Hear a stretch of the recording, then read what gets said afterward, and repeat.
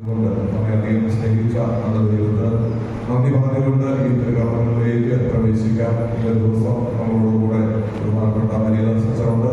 അതുപോലെ ജോസഫ് കളപ്പുരയ്ക്കലച്ചൻ അച്ഛൻ നമ്മുടെ അതിരൂപത അംഗമാണ്. ഇപ്പോൾ അതിരൂപതയ്ക്ക് വേണ്ടി സ്റ്റഡി നടത്തിക്കൊണ്ടിരിക്കുകയാണ്.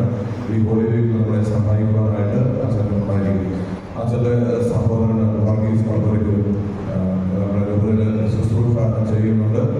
അച്ഛൻ്റെ വീട് അങ്ങാടിക്കടവിലാണ്. അച്ഛനെ ദൈവം സ്വാഗതം ചെയ്യുകയാണ്. നമ്മുടെ മോച്ചൻ പ്രചാരയുടെ ശുശ്രൂഷ ചെയ്യാൻ പോയിരിക്കുന്നു. അച്ഛനെ നമുക്ക് സ്നേഹപൂർവ്വം ഓർക്കാം. അതുപോലെ നമ്മുടെ സദനത്തിനെ ഞാൻ പ്രത്യേകമായി ഓർക്കുന്നു.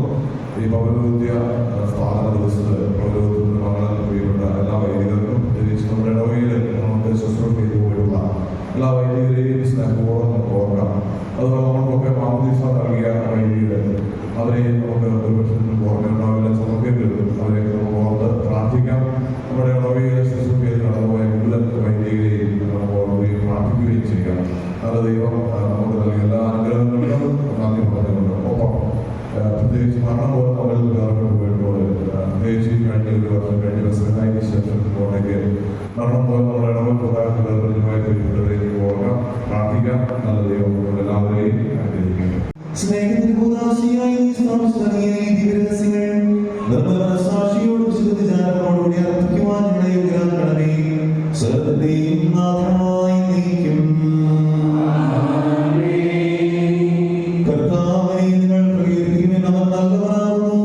അവന്റെ കാരുണ്യം അനന്തമാണ്.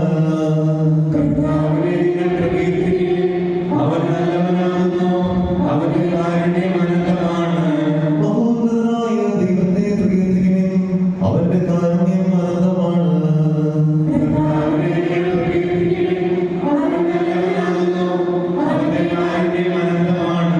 നാഥന്മാരുടെ നാഥനെ പ്രകീർത്തിക്കുവിൻ, അവന്റെ കാരുണ്യം അനന്തമാണ്.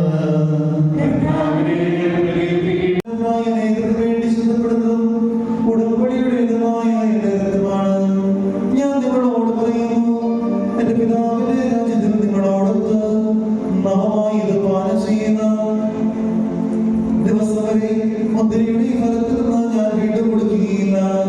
സ്തോത്രഗീതം ആലപിച്ച ശേഷം അവർ ഒലിവുമലയിലേക്ക് പോയി.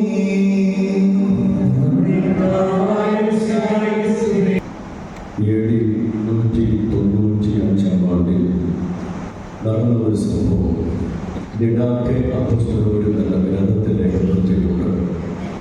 നടക്കുന്നത് ആഫ്രിക്കയിലെ കാർത്തജ് എന്ന സ്ഥലത്താണ്. രാജാവിൻ്റെ കൗൺസിലർ കോടതിയിൽ ഒരു കേസ് വിസ്തരിക്കപ്പെടുന്നു. 28 യുവാക്കന്മാരും 14 യുവതികളും 42 പേരുടെ പേരുള്ള കുറ്റാരോപണം. ഞായറാഴ്ച അവർ ഒന്നിച്ചു കൂടുകയും യേശു എന്ന് പറയുന്ന മനുഷ്യന്റെ പേരിൽ അവർ അത്താഴം ഭക്ഷിക്കുകയും ചെയ്തു. അത് രാജ്യദ്രോഹമാണ്, അത് ഉപേക്ഷിക്കണം. വിസ്താരം മുറുകയും പല രീതിയിൽ ആരോപണം വന്നു. അവസാനം ഈ അധികാരിയുടെ ഭാഗത്തുനിന്ന് വലിയ ഓഫർ വന്നു. രാജകീയമായ പ്രൗഢിയും സ്വർണ്ണാഭരണങ്ങളും അധികാര ചിഹ്നങ്ങളും അങ്ങനെ എന്തെല്ലാം കിട്ടാൻ പറ്റുമോ അതെല്ലാം വാഗ്ദാനം ചെയ്തപ്പോൾ ഈ 42 പേര് ഒന്നിച്ചു പറഞ്ഞു, ഞങ്ങൾക്ക് ഞായറാഴ്ച ഒന്നിച്ചു കൂടാതിരിക്കുവാനോ യേശുവിൻ്റെ നാമത്തിലുള്ള അത്താഴം കഴിക്കാതിരിക്കുവാനോ പറ്റുകയില്ല. കാരണം അതാണ് ഞങ്ങളുടെ വിശ്വാസത്തിൻ്റെയും ജീവന്റെയും ആധാരം. പിന്നെ അടുത്ത ഉത്തരവ് വന്നു, ഈ 42 പേരെയും തല വെട്ടിക്കൊന്നു. പരിശുദ്ധ കുർബാനയ്ക്ക് വേണ്ടി ആദ്യത്തെ രക്തസാക്ഷികളെന്ന് സഭ രേഖപ്പെടുത്തിയത് 28 യുവാക്കന്മാരും 14 യുവതികളുമാണ്. ഞായറാഴ്ച കുർബാന ഇല്ലാതെ ഒരു ക്രൈസ്തവ ജീവിതമില്ല. വിശുദ്ധ മദർ തെരേസ ഒരിക്കൽ എങ്ങനെയാണ് പറഞ്ഞത്? കുർബാനയിൽ ചുറ്റപ്പെട്ടതാണ് നമ്മുടെ ജീവിതം, കുർബാനയിൽ നെയ്തപ്പെട്ടതാണ് നമ്മുടെ ജീവിതം. കുർബാനയോട് താല്പര്യം കുറഞ്ഞു എന്ന് കരുതിയാൽ ഓർത്തുകൊള്ളുക, നിങ്ങളുടെ ജീവിതത്തിൽ എന്തൊക്കെയോ തകർന്നു പോകുന്നു. പരിശുദ്ധ ജോൺ പോൾ രണ്ടാം മാർപ്പാപ്പ ഈ ഡെയ്സ് ഡോമിൻ എന്ന് പറയുന്ന പ്രബോധന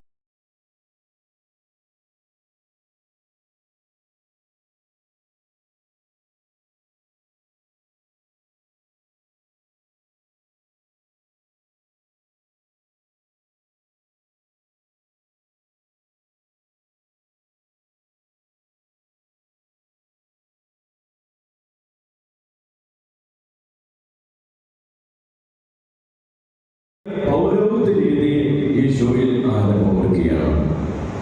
ഈ പെസഹ ആഘോഷവേളയിൽ കുർബാനയുമായി ബന്ധപ്പെട്ട് ചിന്തിക്കുമ്പോൾ രണ്ട് വചനഭാഗം, അത് ഒന്ന് ലൂക്കായുടെ സുവിശേഷം 22-ാം അധ്യായത്തിലെ 19-ാം വാക്യമാണ്. ഇതെന്നെ ഓർമ്മയ്ക്കായി ചെയ്യുവിൻ. രണ്ട് വിശുദ്ധ യോഹന്നാന്റെ സുവിശേഷം 13-ാം അധ്യായത്തിന്റെ 15-ാം വാക്യമാണ്. ഞാൻ നിങ്ങൾക്ക് ഒരു പുതിയ മാതൃക നൽകുന്നു. ഈ വിശുദ്ധ കുർബാന ആഘോഷം എന്ന് പറഞ്ഞാൽ, ആചരണം എന്ന് പറഞ്ഞാൽ ഈ രണ്ട് പാസേജ് ചേരുന്നതാണ്. ഒരു നാണയത്തിന്റെ രണ്ട് വശം എന്ന പോലെ പരിശുദ്ധ കുർബാന ആഘോഷത്തിനും ഈ രണ്ട് വശമുണ്ട്. ഒന്ന് അവന്റെ ഓർമ്മയാചരണം, രണ്ട് അവന്റെ മാതൃക. ഇത് രണ്ടും ചേരുമ്പോഴാണ് കുർബാന ആഘോഷം യേശുവിന്റെ പെസഹായായി മാറുന്നത്, യേശുവിന്റെ ബലിയായി മാറുന്നത്, യേശുവിന്റെ കുർബാനയായി മാറുന്നത്. ഒരുപക്ഷെ പലപ്പോഴും സംഭവിക്കുന്നത് അതിന് ഒന്നാം ഭാഗം വളരെ ക്ലിയറാണ്. ദേവാലയങ്ങൾ ഔദാശികമായി നമ്മൾ ബലി അർപ്പിക്കുന്ന, കുർബാന അർപ്പിക്കുന്നു, വലിയ ആഘോഷത്തോടെയാണ്. അതുകൊണ്ട് തീർന്നു പോകുന്ന ഒന്നായി നമ്മുടെ ആഘോഷങ്ങൾ പലപ്പോഴും നിലവാരത്തിൽ മാറുകയാണ്. നമ്മൾ ഇങ്ങനെ വായിക്കുന്നുണ്ട് വിശുദ്ധ ലൂക്കായുടെ സുവിശേഷം 22-ാം അധ്യായത്തിലെ 54-ാമത്തെ വാക്യത്തിൽ, പത്രോസ് അല്പം ദൂരെയായി അവരെ അനുഗ്രഹിച്ചു. അത് ഇംഗ്ലീഷ് വേർഷൻ തന്നെയാണ്. Peter followed Jesus at A distance. At A distance. നമ്മളെല്ലാം യേശുവിനെ അനുഗമിക്കുന്നുണ്ട്, പക്ഷെ ദൂരെയാണ്. നമ്മളെല്ലാം യേശുവിനെ പിന്നാലെ പോകാൻ ശ്രമിക്കുന്നുണ്ട്, ദൂരെയാണ്. അതുകൊണ്ട് ഈ ദൂരം ഒരു വലിയ വീഴ്ച തന്നെയാണ്. അവന്റെ കൂടെ നടക്കണമെങ്കിൽ, അവനോടൊപ്പം നടക്കണമെങ്കിൽ, അവന്റെ ഭാഗമാകണമെങ്കിൽ യോഹന്നാന്റെ 13-15 സംഭവിക്കണം. അവന്റെ മാതൃക നമ്മൾ ജീവിക്കണം. അപ്പോൾ ഔദാശികമായ ആഘോഷങ്ങൾ പരിശുദ്ധ കുർബാന ബലിപീഠത്തിൽ, ദേവാലയത്തിൽ അർപ്പിക്കുക മാത്രമല്ല, അതിൽ നിന്നും അവന്റെ മാതൃകയിലേക്ക്, അവന്റെ കാലുകളിലേക്ക്, അവന്റെ വിനയത്തിലേക്ക്, അവന്റെ സമർപ്പണത്തിലേക്ക്, അവന്റെ പരിത്യാഗത്തിലേക്ക്, അവന്റെ കുരിശുമരണത്തിലേക്ക് ആ മാതൃക പിന്തുടരുമ്പോഴാണ് യേശുവിന്റെ ബലി നമ്മുടെ ബലിയായി മാറുന്നത്. അപ്പൊ എവിടെയൊക്കെയോ നമുക്ക് ദൂരം വന്നിട്ടുണ്ട്, എവിടെയൊക്കെയോ നമ്മൾ ഈ കുർബാനയുടെ ഒരു മുഖം നമ്മൾ മറച്ചു കളഞ്ഞിട്ടുണ്ട്. ഈ യഹൂദ പാരമ്പര്യത്തില് ഗോത്രതലവനോ കുടുംബനാഥനോ ഈ പെസഹ ആഘോഷിക്കുമ്പോൾ അവസാനം അവർ പറയുന്ന ഒരു കാര്യമുണ്ട്. നമ്മുടെ പിതാക്കന്മാർ ഈജിപ്തിൽ ഭക്ഷിച്ച യാതനയുടെയും കഷ്ടതയുടെ അപ്പം വരിക ഭക്ഷിക്കുക. ആർക്ക് വേണമെങ്കിലും വരാം. ദാഹിക്കുന്നവരെ, വിശക്കുന്നവരെ വരിക, ഭക്ഷിക്കുക, പാനം ചെയ്യുക. ഇന്ന് നമ്മൾ ഇവിടെ പരദേശികളിൽ, അടുത്ത വർഷം നമ്മൾ ഇസ്രായേലിൽ, ഇന്ന് നമ്മൾ ഇവിടെ അടിമകൾ, അടുത്ത വർഷം നമ്മൾ സ്വതന്ത്രർ. ഇങ്ങനെ പറഞ്ഞുകൊണ്ടാണ് ഈ കുടുംബനാഥൻ ഈ അപ്പം എടുത്ത് ഭക്ഷിക്കുന്നതും പാനപാത്രം എടുത്ത് പാനം ചെയ്യുന്നതും. ഇനി അയാൾ കഴിക്കുന്ന ഈ അപ്പത്തിനും ഈ പാനപാത്രത്തിനും വ്യത്യാസമുണ്ട്. ഇവര് ഈ പെസഹ ആഘോഷിക്കുമ്പോൾ 3 പാനോപചാരമുണ്ട്. അതിനുവേണ്ടി മൂന്നാമത്തതിനു വേണ്ടി ഒരു അപ്പം മാറ്റിവെക്കും, ഒരു പാത്രത്തിൽ വീഞ്ഞ് മാറ്റിവെക്കും. അവരുടെ സങ്കല്പം ഇതാണ്: ഏതൊരു പെസഹ ദിവസം ഈ പെസഹ ആഘോഷവേളയിൽ മിശിഹ വരികയും ഈ അപ്പം ഭക്ഷിക്കുകയും ഈ കാസ എടുക്കുകയും ചെയ്യും. അങ്ങനെ മിശിഹയുടെ വരവിന് വേണ്ടിയാണ് മൂന്നാമത്തെ പാത്രത്തില് അപ്പവും വീഞ്ഞ് മാറ്റിവെക്കുന്നത്. അങ്ങനെയുള്ള പെസഹ ആഘോഷത്തിന്റെ സമാപന സമയത്താണ് കുടുംബനാഥൻ അടുത്ത വർഷത്തിന് വേണ്ടി ഇവർ ഒരുക്കുന്നത്. ഈ അപ്പം കഴിച്ചുകൊണ്ട്, ഈ വീഞ്ഞ് പാനം ചെയ്തുകൊണ്ട്. ഈശോ ഈ പാരമ്പര്യത്തിൽ ഈ പെസഹ ആഘോഷിക്കുമ്പോൾ മൂന്നാമത്തെ അപ്പം എടുത്ത് പറഞ്ഞു, ഇതെന്റെ ശരീരമാണ്. മൂന്നാമത്തെ പാനപാത്രം എടുത്ത് പറഞ്ഞു, ഇതിന്റെ രക്തമാണ്. മിശിഹ എന്നോ ഒരിക്കൽ പെസഹ ആഘോഷത്തിൽ വരുമെന്നും അവർ ഈ അപ്പം ഭക്ഷിക്കുമെന്നും അവർ ഈ പാനപാത്രത്തിൽ കുടിക്കുന്നുമാണ് അവരുടെ വിശ്വാസം. അങ്ങനെ ഈശോയുടെ സമയത്ത് പൂർത്തിയാകുകയും ഇവർ ശരിക്കും മിശിഹായാണ്, വരേണ്ടവനാണ് എന്ന് ശിഷ്യന്മാര് തിരിച്ചറിയുകയും ചെയ്യുന്നു. അതുകൊണ്ട് ഈശോയുടെ ജീവിതത്തില് അത് കേവലമായ ഒരു ആചാരത്തിന്റെ ഭാഗമല്ല.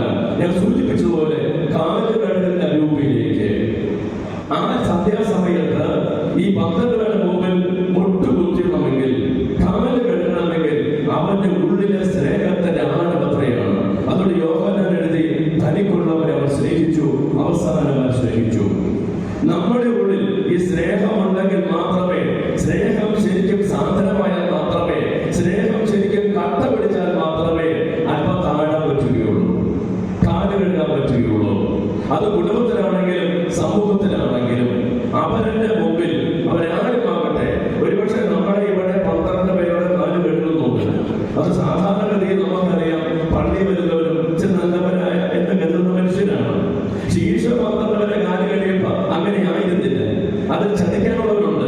അതിൽ തള്ളിപ്പറഞ്ഞവരുണ്ട്, അതിൽ താല്പര്യമില്ലാത്തവരുണ്ട്.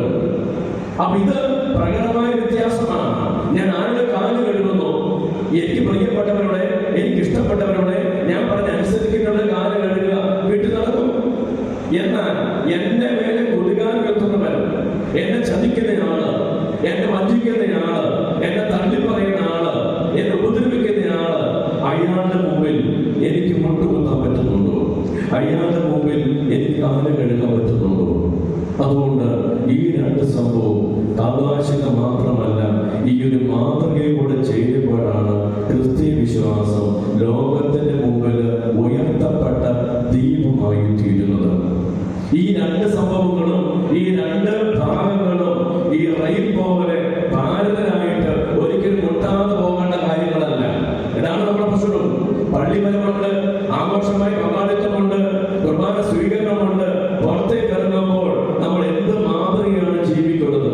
അതുകൊണ്ട് റെയിൽ പാളങ്ങൾ പോലെ ഒരിക്കലും കൂട്ടുമുട്ടാതെ പോകുന്ന രണ്ട് ഭാവങ്ങളല്ല ഇത്, മറിച്ച് ഒരു കയർ പോലെ ഇടപിരിഞ്ഞ് കിടക്കുന്നതാണ്.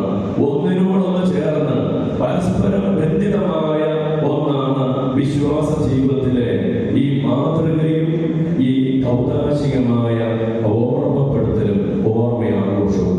ഇന്ന് കർത്താവിന്റെ ജീവിതത്തിലെ ഏറ്റവും ഭാരപ്പെട്ട ഒരു ഭാഗത്ത്, അതേസമയം ഏറ്റവും സ്നേഹം എളിമയുടെയും ശുശ്രൂഷയുടെയും ആത്മസമർപ്പണത്തിന്റെയും മാതൃക നൽകുകയും അത് അനുകരിക്കുവാൻ ഞങ്ങൾ ആവശ്യപ്പെടുകയും ചെയ്തുവല്ലോ. ജീവനായകമായ അതിന്റെ കൽപ്പന അനുസരിച്ചുകൊണ്ട് ഈ ശുശ്രൂഷയോഗ്യം നിർവഹിക്കുവാനും പരസ്പര സ്നേഹത്തിലൂടെ ഇതിന്റെ ചൈതന്യം അനുദിന ജീവിതത്തിൽ നിലനിർത്തുവാനും ഞങ്ങളെ അനുഗ്രഹിക്കണമേ. സകലത്തിലെയും നാഥായി അറിയിക്കും.